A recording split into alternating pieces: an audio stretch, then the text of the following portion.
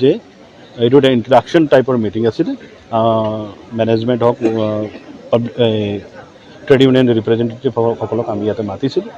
যে আপোনালোকৰো এটা ডিপাৰ্টমেণ্ট আছে আৰু ডিপাৰ্টমেণ্টে কিন্তু এতিয়ালৈকে বাগিচাত যোৱা নাই আমি সমস্যাটো এই মিটিং পাতি পেলাই ইয়াতে আমি সমাধান কৰিব বিচৰা নাই আমি সঁচাকৈ বাগিচাত যাব বিচাৰিছোঁ লাইনে লাইনে বাগিচাৰ লাইনে বাগিচাৰ টয়লেট বাগিচাৰ নলা বাগিচাৰ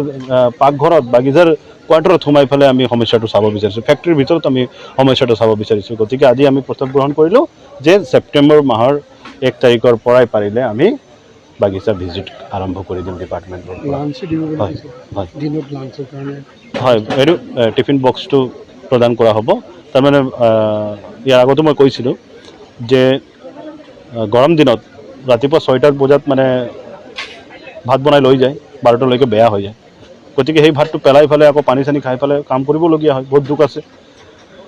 গতিকে আমি চৰকাৰ ফালৰ পৰা তেখেতসকলক এটা এনেকৈ টিফিন বক্স প্ৰদান কৰিব বিচাৰিছোঁ য'ত নেকি 12 ঘণ্টা 15 ঘণ্টা খাদ্যটো যাতে বেয়া নহয় তেখেতসকলে ইমান পৰিশ্ৰম কৰে তাৰ বাবু যদি এসাঁজ ভালকৈ খাব নোৱাৰে এইটোতো বহুত দুখৰ কথা গতিকে এইটো ক্ষেত্ৰত আমি চিন্তা কৰি পেলাই আমি এইটো প্ৰদান কৰাৰ এটা সিদ্ধান্ত লৈছোঁ লগতে বাগিচাৰ মাজত আপোনালোকে চাব যে বাগিচাত 12টা বজাত যেতিয়া ভাত খাব বহে ক'ত বহে আপোনালোকে নিশ্চয় লক্ষ্য কৰিছে যে এনেকৈ কোনো পাৰ্টিকুলাৰ প্লেচ নাথাকে কোনোবা এই ৰাস্তাতে বহিলে কোনোবা কিবাতে বহিলে এনেকৈ বহি পেলাইহে ভাত খায় গতিকে এইটো এটা এওঁলোকৰ এটা প্লেটফৰ্ম হওক এটা ৰেষ্ট হাউচ হওক ডাইনিং থাকক তাতে টয়লেট এটেচ থাকক সেইটো কাৰণে আমি মহামহিম ৰাষ্ট্ৰপতি ভাৰতৰ ৰাষ্ট্ৰপতিৰ দ্ৰৌপদী মুৰ্মুৰ ডাঙৰীয়ানীৰ নামতে এটা আঁচনিও আমি বনাইছোঁ সেই আঁচনিৰ জৰিয়তে আমি বাগিচাৰ যিবিলাক ছেকশ্যনত কাম হয় সেইবিলাক 4টা 5টা ছেকশ্যন মিলাই ফেলে আমি একোটাকৈ এই ৰেষ্ট হাউচ এটা বিশ্ৰামালয় এইটো এটা সাজিবৰ কাৰণে আমি প্ৰপ'জেল ইতিমধ্যে দিল্লীলৈকে পঠাইছোঁ আৰু ৰাইজৰ আশীৰ্বাদত আমি যদি এইটো ছেংচন হৈ আহে আমি কিন্তু এইটো এটা বাগিচাৰ শ্ৰমিকসকলক আমি প্ৰদান কৰিব পাৰিম তেখেতলোকে শান্তিৰে তাতে বহি কমচে কম খাব লাগে বোকাত বহি ৰাস্তাত বহি বাগানৰ ভিতৰত বহি ফালে যাতে ভাত খাবলগীয়া নহয় সেইটো কাৰণে আমি এইটো চিন্তা কৰিছোঁ এইখিনিয়ে আছে তাৰপিছত আপোনালোকে বাগানত গ'লে দেখা পাব নালা বা ৰাস্তাবিলাক বাগানৰ ভিতৰত বহুত বেয়া এতিয়া আৰম্ভহে হৈছে বনিবৰ কাৰণে চৰকাৰে বনাইছে MG এনেকাৰ তৰফৰ পৰাই হওক গৰুলৰ ৰাস্তাই হওক কিবা হওক কিন্তু যি স্তৰত হ'ব লাগে সেইখিনি হোৱা নাই গতিকে আমি আকৌ এটা প্ৰপ'জেল দিল্লীলৈকে পঠাইছোঁ আমাৰ চিফ ছাৰৰ নেতৃত্বত যে বাগিচাৰ নলাবোৰ পকীকৰণ আৰু ৰাস্তাবোৰ পকীকৰণ হ'ব লাগে বুলি আমি যুঁজা চলাই আছোঁ খুব কম দিনৰ ভিতৰত থাকে এইটো যদি ইলেকশ্যন হৈ আহে আমি কিন্তু চিনেৰিঅ' বাগিচাৰ পৰা আদি কৰি ইকুইপমেণ্টছৰ পৰা আদি কৰি ফাৰ্নিচাৰৰ পৰা আদি কৰি আকৌ NRHMত যদি পৰিছে এম্বুলেঞ্চ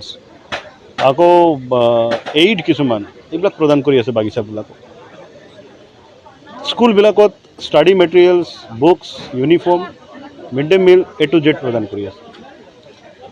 বিভিন্ন আঁচনি যে জল জীৱন মিছন এতিয়া বাগিচাবিলাক স্পেচিয়েলি অৰ্ডাৰ হৈছে ওপৰৰ পৰা কৰিবৰ কাৰণে চ' ইমানখিনি চৰকাৰে এতিয়া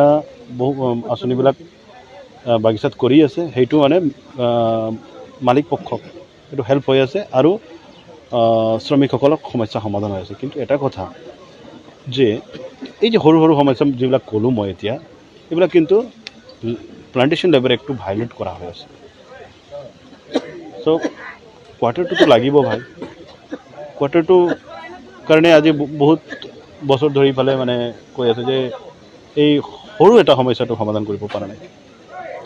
চ' বাগিচা বলত আৰু এটা কথা এই যে এবচেণ্টিজমৰ কথা ক'লোঁ যে মই মানে বহুত বাগিচাত এনেকৈ আমি ছাৰ্ভে কৰি পেলাই হওক বা আমি নিজে ৰিপৰ্ট লৈ পেলাই গম পাইছোঁ যে বিধৱাৰ সংখ্যাটো দিনে দিন বাঢ়ি আছে আৰু তেখেতসকলৰ স্বামী দাদা ভাই বা যিবিলাক আছে তেখেতসকলে কিন্তু কমন এটা বেমাৰত মৰি গৈ আছে তেখেতসকলে এই হৈ আছে সেইটো হ'ল মানে ইলিচিট লিকাৰ যিবিলাক চুলাই মদ বনায় সেইবিলাক খাই গ্ৰেজুৱেলি সেইটো হেবিট হৈ যায় হেবিট হৈ এডিকশ্যন আহি যায় এডিকশ্যনৰ পিছত সিহঁতে ৰাতিপুৱা 5টা 6টাৰ পৰা মদ খাব আৰম্ভ কৰে চ' সেইটো ক্ষেত্ৰত মই মাজতে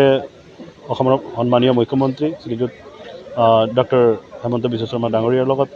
আলোচনা কৰোঁতে তেখেতে কৈছিলে যে এইটোৰ বিষয়ত বিতংভাৱে বহি পেলাই আমি আলোচনা কৰি এইটো সমাধান ওলাব লাগিব। চ'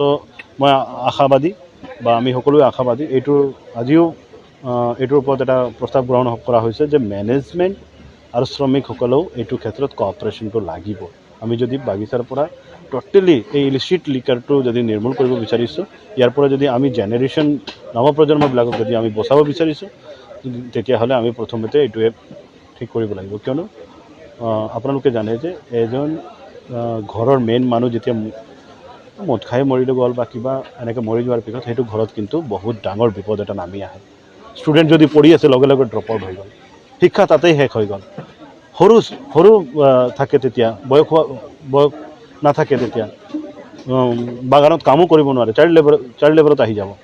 সেইকাৰণে তেখেতসকলে এনেই থাকি পেলাই লাষ্টত ক'ৰবাত বেংগলোৰ যায়, দিল্লী যায়। তো মানে এটা মানৱ সম্পদ এটা নষ্ট হৈ যায় আৰু শিক্ষা নাপায়, প্ৰপাৰ শিক্ষা নোপোৱাৰ কাৰণে এণ্টি ছ'চিয়েল এক্টিভিটিছত এওঁলোকে লিপ্ত হৈ যায়। চ' এইবিলাক গ্ৰেজুৱেলি মানে বাগানবিলাকত বাঢ়িব ধৰিছে। এইটো কমাবৰ কাৰণে প্ৰথম বেমাৰটোৱে হ'ল মদটো বন্ধ কৰিব লাগিব আৰু শ্ৰমিকৰ যিখিনি সমস্যা আছে লেবাৰ এক্টত যিখিনি পৰে সেইখিনি কিন্তু কৰিব লাগিব। লেবাৰ এক্টৰ বেছি আমি বিচৰা নাই, লেবাৰ এক্টৰ ভিতৰত যিখিনি হ'ব লাগে এইটোৰ লগত কিন্তু কোনো ধৰণৰ কম্প্ৰমাইজ নকৰে।